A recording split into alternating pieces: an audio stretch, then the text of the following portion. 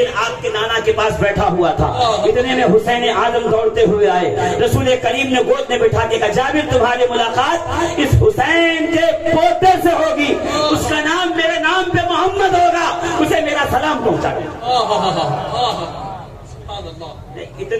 اتنا نہیں، آگے سنیے کیا فرمایا پتا ہے؟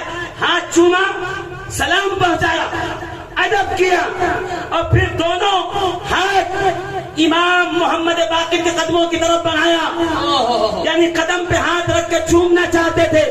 محمد باقر نے قدم کو پیچھے لیا، اے صحابی رسول یہ کیا کر رہے ہیں؟ کہا میں چاہتا ہوں کہ آپ کے قدموں کو بوسہ دوں، اس لیے کہ یہ آل رسول کے قدم ہیں، یہ وجود ہے جس میں مصطفیٰ کریم علیہ الصلوۃ والتسلیم میرے آقا کا مقدس خون گردش کر رہا ہے۔ نسبتوں کا پاس و لحاظ جس کو جاننا ہے وہ صحابہ کرام کی بارگاہ میں جانا ہے، واہ واہ واہ، وہ صحابہ کرام سے پوچھے۔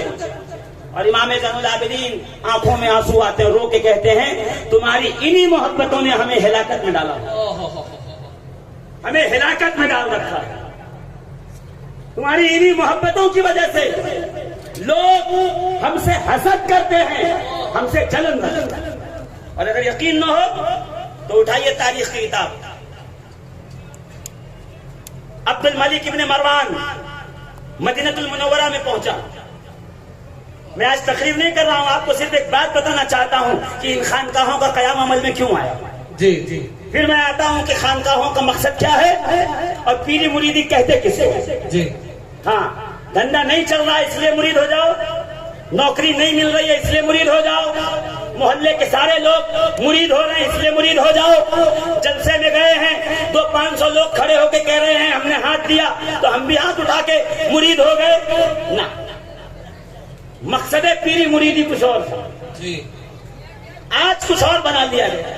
جی جی، پہلے دور اس بات کی تھی کہ دیکھتے ہیں کون اپنے مریدوں کو خدا تک پہنچاتا ہے، اور اب دور اس بات کی ہے کہ دیکھتے ہیں کون زیادہ مرید بناتا ہے۔ میرے 1 لاکھ، میرے 2 لاکھ، میرے 10 لاکھ، میرے 20 لاکھ، میرے کروڑوں، میرے اربوں مرید۔ میں نے کہا اس بھاگ دوڑ کے چکر میں وہ مقصد رہ گیا جو غوث اعظم فرماتے تھے کہ پیر کا مقصد کیا ہوتا ہے، مسند ارشاد پہ کیوں بیٹھا جاتا ہے، آپ کو اس ذمہ دار مسند پہ کیوں بٹھایا گیا، نگاہ مرشد کیا ہوتی ہے، پیر کا ادب کیا ہوتا ہے، محبت پیر کیا ہوتی ہے، یہ ہمیں کچھ نہیں پتا۔ ہم تو ہاتھ پہ ہاتھ مار کے تالی بھی ٹھوک لیتے ہیں، مذاق بھی کر لیتے ہیں، ٹھٹھا بھی اڑا لیتے ہیں، اور پھر کہتے ہیں دیکھیے ماشاءاللہ ہم تو مرید ہیں۔ ہاں، کہ حالت ذرا اچھی نہیں ہے، گھر میں فاقے بہت ہیں، مرید ہو جاؤ فلاں صاحب کے، کیوں کہ ہم نے سنا جو ان کا مرید ہوتا ہے اس کے یہاں برکت ہی برکت، یعنی مال کے لیے مرید ہو رہے ہیں۔ اچھا یہ بھول جا رہے ہیں کہ میں مال کے لیے اس سے مرید ہو رہا ہوں، وہ مال کے لیے میرا پیر بن رہا ہے، یہ بات بیچ میں رہ جاتی ہے۔ تو دونوں کا مقصد مال ہوتا ہے، پھر اس کے بعد کچھ ملتا نہیں ہے۔ کاش کوئی پیر کی تلاش میں نکلے تو اتنا صادق نکلے جس طرح بابا فرید گنج شکر نکلے تھے، جس طرح قطب الدین بختیار کاکی نکلے تھے، جس طرح نظام الدین اولیاء محبوب الہی نکلے تھے، جس طرح نصیر الدین چراغ دہلوی نکلے تھے۔ کوئی ایسا مرید صادق تو ہو جس طرح خواجہ بندہ نواز یسوع دراز تھے، تو پھر دیکھو پیر بھی کیسا ملتا ہے۔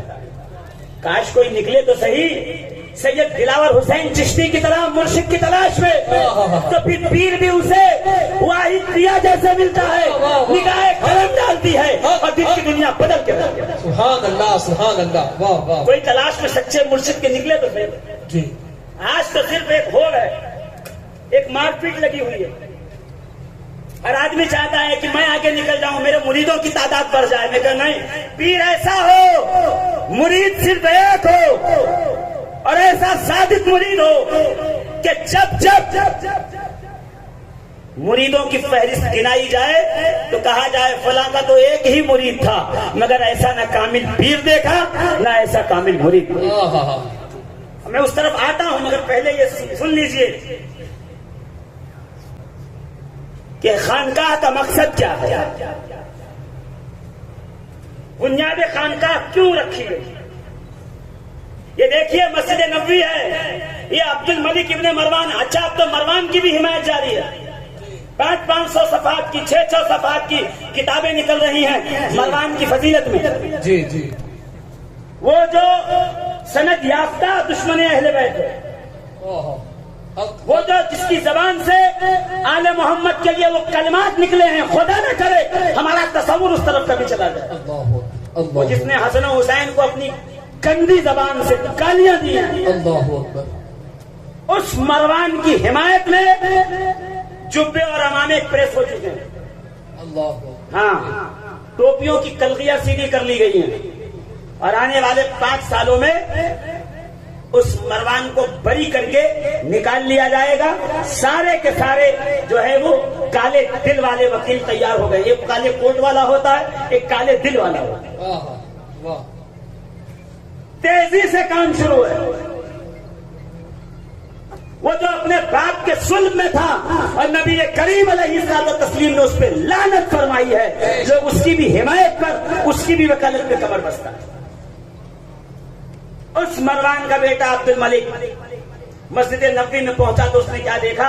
مسجد نبوی ہے اور مسجد نبوی کے بغل میں ایک حجرہ ہے، ایک دم بغل میں حجرہ ہے. لوگ مسجد نبوی میں آتے ہیں، مواجہ اقدس پہ نبی کریم علیہ الصلوۃ والتسلیم کے مقدس و مطہر و منور روضہ اقدس پہ فیض حاصل کرتے ہیں. اس کے بعد دھیرے سے نکل کر وہ جو بغل میں ایک کمرہ ایک حجرہ ہے اس میں چلے جاتے ہیں، ادب کرتے ہیں، دستبوسی کرتے ہیں، وہاں سے فیض لیتے ہیں، اور فیض لینے کے بعد وہاں سے نکلتے ہیں. عبد الملک ابن مروان پوچھتا ہے یہ آخرکار اس گھر میں رہتا کون ہے، یہ بتاؤ. آخرکار اس گھر میں اتنی بھیڑ کیوں ہے؟ کہا گیا اس گھر کے اندر امام حسین کا صاحب، امام حسین کی صاحبزادی سیدہ صغرا، جس کے بارے میں انکار کیا گیا اسی سال، اور اہل سنت کے بورڈ کے نیچے یہ کہا گیا کہ کوئی صغرا جیسی بیٹی حسین کی نہیں تھی. اللہ اکبر. اللہ اکبر. امام حسین کی کوئی شہزادی صغرا نام کی نہیں تھی، یہ جھوٹ ہے. اٹھائیے تاریخ. عبد الملک ابن مروان کو یہ کہا گیا کہ اس میں سیدہ صغرا ہیں، حسین کی صاحبزادی اور امام حسن کا صاحبزادہ یعنی امام حسن مثنیٰ ہیں. یہ میاں بیوی اپنے جدہ کریمہ سیدہ کائنات خاتون جنت ملکہ فردوس بری نور چشم رحمت للعالمین سیدہ طیبہ طاہرہ جناب فاطمہ زہرا کے گھر میں رہتے ہیں. یہ اس گھر کے وارث ہیں. لوگ ان سے ملاقات کو آتے ہیں، ان سے نبی کا فیض لینے آتے ہیں، ان کی دستبوسی کے لیے آتے ہیں. اس لیے کہ صدیق اکبر کا یہ فتویٰ ہے ارقبوا محمدً فی اہل بیتہ، اے لوگوں نبی کے بعد نبی کے فیضان کو ان کی اہل بیت میں تلاش کرتے رہو. بے شک بے شک. یہ صدیق اکبر کے فتوے پہ عمل کرنے کے لیے آتے ہیں، اس لیے اس دروازے پہ آتے ہیں. اس نے کہا اچھا. پھر وہ جب اپنے ایوان سلطنت میں پہنچا تو وہاں نے ایک نیا اس نے نقشہ بنایا کہ مسجد نبوی کی توسیع کرنی ہے، ان کو کہو کہ مسجد نبوی کا حجرہ خالی کر. اللہ اکبر. سنیے، آپ کہو کہ مولانا اگر مسجد نبوی کی توسیع کرنی تھی، بڑھانی تھی، رقبہ بڑھانا تھا، اس میں غلط کیا ہے؟ میں کہوں سنیے، فاروق اعظم کے دور میں مسجد نبوی کی توسیع ہوئی، عثمان غنی کے دور میں مسجد نبوی کی توسیع ہوئی، تو اس وقت ان حجروں کو باقی رکھا گیا. ادھر حجرے تھے، یہ مسجد نبوی تھی، اس طرف سے مسجد نبوی کی توسیع ہو رہی تھی، اس طرف کو مسجد نبوی کا رقبہ بڑھ رہا تھا. ماں بین بیتی و منبری کو خالی رکھا گیا تھا. انہوں نے نبی کریم کے حجرے کو سلامت رکھا تھا کہ نبی کا گھر ہے، مکان ہے، حجرہ ہے، اسے خالی نہیں کرائیں گے. نبی کے مقدس مزار انور کے ارد گرد ان کے اہل بیت کے گھر رہنے دیں گے. مگر جب اس نے دیکھا کہ لوگ مسجد نبوی کے بعد، مواجہ اقدس کے بعد، روضہ رسول کے بعد آل رسول کے پاس جاتے ہیں، کہا کہ مسجد نبوی کی توسیع اس طرف سے کرنی ہے، ان کو کہو کہ گھر خالی کیا جائے. جب احتجاج کیا کہ ہمارے جد کا گھر ہے، ہمارے نانا نے دیا تھا، ہم اسے خالی نہیں کریں گے، تو اپنے ساتھ عمال لے آئے، مزدور، دروازے پہ کھڑے رکھ کر اعلان کیا گیا اگر تم دونوں گھر سے باہر نہیں نکلو گے تو تم دیکھ لو گے اپنی آنکھوں سے کہ ہم یہ پورا گھر چھت کے ساتھ تم میاں بیوی پہ گرا۔ اللہ اکبر، اللہ اکبر۔ اور پھر جو تھوڑا سا سامان اساس زندگی کی، وہ چکی، وہ مشریزہ، وہ مسلح، وہ بستر، لوگوں نے دیکھا کہ اسے عبد الملک ابن مروان کے سپاہیوں نے حجرہ مقدسہ سے نکال کے باہر پھینکا۔ یہ وہ مظالم ہیں جو اہل بیت کو لگاتار چلے، یہ وہ ظلم ہے جو اہل بیت پہ لگاتار ہوا ہے۔ اور طبقات ابن سعد سے روایت اٹھا کے دیکھیں صحیح سند کے ساتھ کہ ایک شخص بعد کربلا اہل بیت اطہار کے اثاثے کو، ان کے مال کو لوٹ رہا ہے، آنسو بھی جاری ہے۔ سیدہ فاطمہ بنت حسین جنہیں سکینہ کے نام سے یاد کیا جاتا ہے، انہوں نے پلٹ کے کہا تو رو کیوں رہا ہے؟ کہ میں رو اس لیے رہا ہوں کہ میں آل محمد کے اوپر ظلم کر رہا ہوں، ان کے مال کو چھین رہا ہوں، اس لیے میرے آنکھ سے آنسو جاری ہے۔ تو شہزادی نے کہا پھر تو ایسا کیوں نہیں کرتا کہ ہمارے مال کو چھوڑ واپس چلا جا؟ تو وہ آنسو پوچھتے ہوئے کہتا ہے میں اگر تمہارا مال چھوڑ کے واپس چلا جاؤں گا تو مجھے یقین ہے کوئی اور آ کے تمہارا مال تم سے چھین لے گا، اس لیے میں چاہتا ہوں کہ میں ہی لے۔ اور پھر اس نے سارا اسباب و مال جو تھا، چادریں تھی، وہ دھیرے دھیرے ایک ایک کر کے آل محمد کے خیموں سے نکالی۔ عزیزان ملت اسلامیہ، تاریخ اٹھا کے دیکھیے، سیدہ زینب بنت علی سے پوچھیے، دختر امام حسین سے، جن کے بارے میں مولائے روم فرماتے ہیں کہ حدیث عشق را دو بابس کربلا و دمشق، یہ کہ حسین رقم کر دی کرے زینب، کہ عشق کے دو دروازے ہیں، ایک دروازے پہ حسین لکھا ہوا ہے، دوسرے دروازے پہ سیدہ زینب لکھا ہوا ہے۔ میں واقعات کی طرف نہیں جاؤں گا، صرف اشارہ کر کے آپ کے سامنے سے گزرنا چاہتا ہوں۔ سیدہ زینب سے پوچھا گیا کہ کربلا کے بعد سے لے کر کے مدینہ پہنچنے تک تم پر سب سے مشکل وقت کون سا گزرا؟ تو رو کے کہتی تھی بس ایک ہی مشکل وقت تھا، ہم دربار یزید میں ایسے پیش کیے گئے جیسے مجرم پیش کیا جاتا، اور اس حال میں کہ ہمارے سروں پہ چادریں نہ تھیں، ہمارے دوپٹے نہ تھے، اور سامنے یزید بیٹھا ہوا تھا، اس کے حوالی، اس کے موالی، اس کے سارے ایوان سلطنت بیٹھے ہوئے تھے، ہم بغیر چادر و مخنا کے ننگے سر جھکائے ہوئے یزید کے دربار میں کھڑے تھے، لوگ ہنسی و ٹھٹھا کرتے کہتے اس میں ایک سرخ کالوں والا ایک سپاہی کھڑا ہو کر کے اہل بیت اطہار کی محترم خاتون کی طرف اشارہ کر کے کہتا ہے یزید، اے بادشاہ وقت، اے امیر، تو اجازت دے تو ان قیدیوں میں سے اس لڑکی کو میں اپنا غلام بنا دوں۔ کہتے جناب فضہ جو خاندان کی خادمہ تھی، جلال میں آ کر کے جو اسے لعنت یزید میں بھیجی کہ تو کیسا امتی ہے، تیرے سامنے تیرے نبی کے گھر والوں پہ ایسی بات کہی جا رہی ہے اور تو خاموش سن رہا ہے۔ کہ جب دو جملے سختی کے ساتھ کہے تو یزید نے کہا اس عورت کی گردن اتار دو، تلوار نکلی، جلاد بڑا گردن اتارنے۔ جناب فضہ حبشہ سے تھی، حبشہ کے 70 سپاہی تھے، انہوں نے تلواریں نکال کے کہا خبردار، اگر ہمارے قوم اور ہمارے علاقے کی خاتون پہ کسی کی تلوار اٹھی ہم یہیں پہ بغاوت کر دیں گے، خون کی ندیاں بہا دیں گے۔ یزید نے دیکھا کہ حالات خراب ناگفتہ بے ہو رہے ہیں، بغاوت کہیں نہ ہو جائے، جانے دو، چھوڑ دو، اس کے بڑھاپے کی وجہ سے ہم نے چھوڑ دیا۔ سیدہ زینب کہتی پھر میں نے مدینے کا رخ کر کے کہا نانا دیکھا آپ نے ایک خادمہ کی حفاظت کے لیے 70 تلواریں نکل آئیں، مگر آپ کی شہزادیوں کو ہاتھ باندھ کر رسن بستہ دربار میں پیش کیا گیا، کوئی نہیں تھا جو کھڑا ہو کر کے یہ کہہ دے کہ ہم آل محمد کی حمایت میں کھڑے ہیں۔ یزید ان کے ہاتھوں کو چھوڑ دے، ان کی رسیوں کو ڈھیلا کر دے۔ آج ہم کتنے لاچار و مجبور ہیں نانا، آج ہمیں کس طرح سے دربار یزید میں پیش کیا۔ عزیزان محترم، تاریخ اٹھائیے، تاریخ پڑھیے. جہاں زمین پہ تری ملتی تھی، گیلی زمین ہوتی تھی، وہاں اپنے رخسار رکھ لیتے تھے کہ تھوڑی سی ٹھنڈک مل جائے تو جسم اور روح کو کچھ راحت تھا.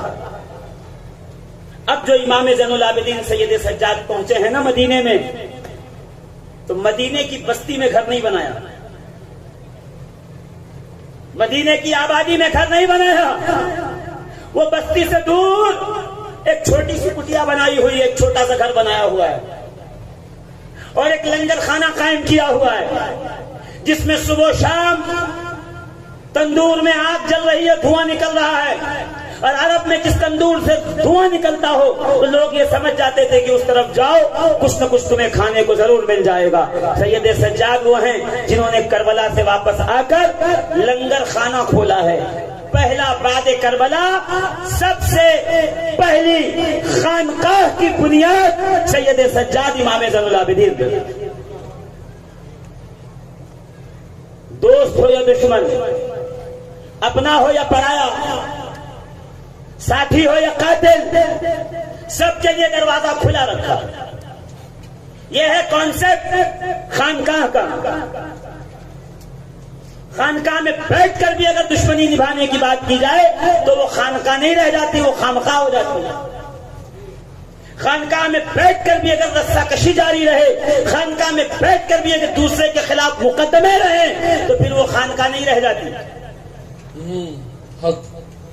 امام زین العابدین سے پوچھے بعد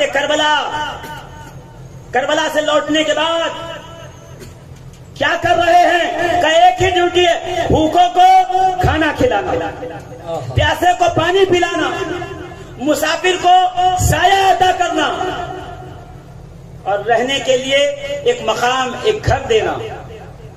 کہتے جب مختار ثقفی نے بدلہ لینا شروع کیا نا، یزیدیوں کو مارنا شروع کیا، جب توابین نکلے.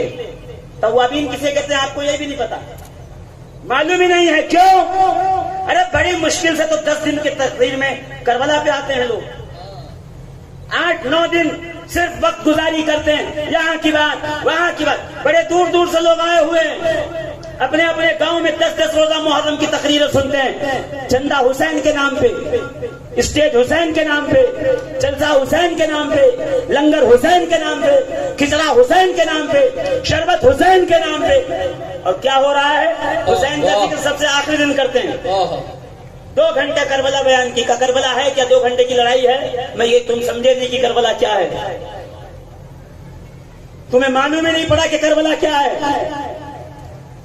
کربلا وہ آماجگاہ ہے، کربلا وہ ٹھکانہ ہے، کربلا وہ خیمہ ہے، کربلا وہ جگہ ہے، روئے زمین کا وہ خطہ، وہ ٹکڑا ہے کربلا، جہاں تمہیں انسانیت کی قدر بتائی جا رہی ہے، جہاں تمہیں سکھایا جائے گا بھائی بہن کا رشتہ کیسا ہونا چاہیے. کربلا وہ جگہ ہیں جہاں تمہیں بتائی جائے گی چچا اور بھتیجے میں کوٹ کچہری مقدمہ نہیں ہوتا، بلکہ بھتیجا بازو کا تعویذ کھول کر چچا کے قدموں میں رکھ کے کہتا ہے آپ صبح سے مجھے اجازت جنگ نہ دیتے تھے، یہ دیکھیے میرے بابا امام حسن نے مجھے کربلا معلیٰ میں اس مشکل وقت میں آپ پر اپنی جان قربان کرنے کا پروانہ عطا کر دیا ہے. میں کہوں جب موت کی خبر ہوتی ہے حواس باختہ ہوتے ہیں، آنکھیں پھر جاتی ہیں، ہونٹ سوکھ جاتے ہیں. یہ قاسم ابن حسن ہے جو پروانے موت کو پڑھ کے مسکرا کے کہتے ہیں یہ لو قرآنی گھڑی آ گئی، وہ موقع آ گیا کہ مجھ جیسا بھی حسین کی عظمتوں پہ قربان ہونے والا ہے، مجھ جیسا بھی حسین پر اپنی جان قربان کرنے والا. کربلا آپ کو رشتوں کی اہمیت بتاتی ہے. بہن اور بھائی کا رشتہ کیا ہوتا ہے؟ ہر بار جاؤں گی بھائی تحفہ دے گا، گفٹ دے گا، بدائی دے گا، عیدی دے گا، لفافے میں ڈال کے پیسہ دے گا، صرف لینے کا کام ہوتا ہے. کربلا میں آئیے تو میں بتاؤں، ایک بہن وہ بھی ہے جو پرورد آغوش فاطمہ زہرا ہے، جو علی کے مرتضیٰ کی زینت ہے، جس نے 5 سال نبی مکرم کے گود میں ایسے گزارے ہیں کہ مصطفیٰ کریم نے اپنی زبان زینب کے منہ میں رکھی ہے، اور جب زینب تفسیر قرآن بیان کریں تو علی کے مرتضیٰ باب علم مصطفیٰ مسکرا کے کہے زینب وہ ہے جسے نبی نے قرآن ایسے پڑھایا ہے جیسے پرندہ اپنے بچے کو دانا کھلاتا۔